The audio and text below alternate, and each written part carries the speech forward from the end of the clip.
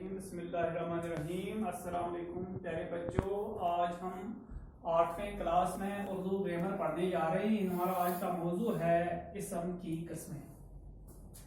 اس سے پہلے میں آپ کو اسم کی قسموں کے بارے میں کچھ جانکاری دوں۔ ہم لفظ سے شروع کریں گے۔ لفظ وہ انسانی آواز جس سے دل کی بات ظاہر ہو۔ کانٛہہ تہِ انسانی آواز یُس کڑان چھِ زیٚیہِ پٮ۪ٹھ، ییٚمہِ سۭتۍ کانٛہہ سانہِ دلٕچ آواز ظاہر گژھِ، تتھ چھِ ونان لفظ۔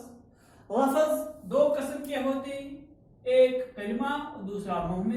کلمہ بامانی لفظ کو ہم کہتے ہیں اور مومن ہم بے معنی لفظ کو کہتے ہیں۔ مثلا بامانی ہم چائے کا لفظ استعمال کرتے ہیں، بے معنی جس کے میں وائے، چائے وائے، چائے بامانہ لفظ ہے، کلمہ ہے، اور وائے بے معنی لفظ مومن ہے۔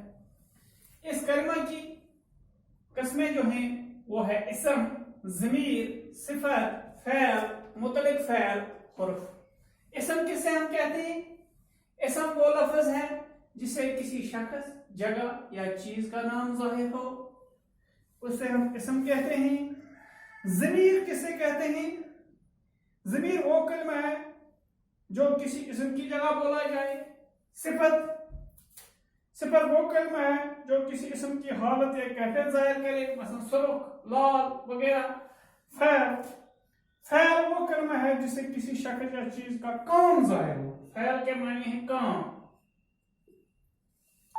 مطلق فعل وہ کلمہ ہے جو فعل یا صفت کے ساتھ آ کر اس کے معنی میں اضافے کرے، مثلا وہ بہت ہنسا، یعنی اس سے فعل میں اضافہ ہو جاتا ہے۔ حروف جو ہے وہ کلمہ ہے جو نہ اسم ہو، نہ ضمیر، نہ صفت ہو اور نہ مطلق فعل ہو، بلکہ صرف دو جملوں یا کلمات کو باہم ملائے، اسے ہم حروف کہتے ہیں۔ پھر ہم آئیں گے اسم پر۔ معنوں کے لحاظ سے اسم کی کتنی قسمیں ہیں؟ معنوں کے لحاظ سے اسم کی دو قسمیں ہیں، اسم نکرہ اور اسم معرفہ۔ اسم نکرہ کو اسم عام بھی کہتے ہیں، اسم معرفہ کو ہم اسم خاص بھی کہتے ہیں۔